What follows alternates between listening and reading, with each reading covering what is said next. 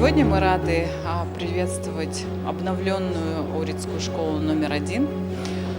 Благодаря благотворительному проекту развития опорных сельских школ при сотрудничестве с фондом народу Казахстана по инициативе председателя правления автономной организации образования Назарбаев интеллектуальной школы Куляш Нагатаевны Шамшидиновой появилась у 17 школ Казахстана вот такая возможность обновить интерьер, обновить материально-техническую базу, получить методическую помощь педагогам этих школ и по-новому взглянуть на образование в Казахстане, что в конечном итоге обязательно повысит качество знаний наших учащихся.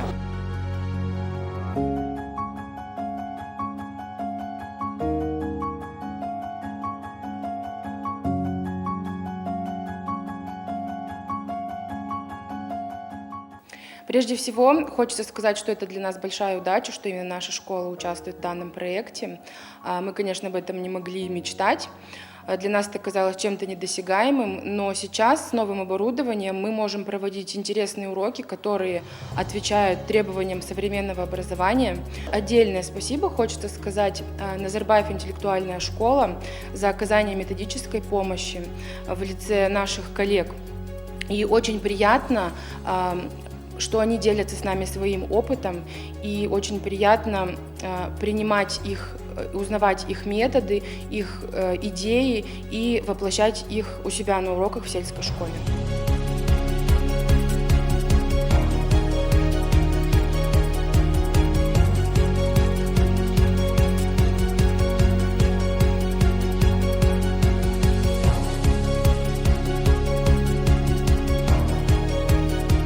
Сегодняшняя Урицкая средняя школа является третьей опорной сельской школы, которую фонд Казахстан Халқына оснастил в рамках благотворительной программы развития опорных сельских школ.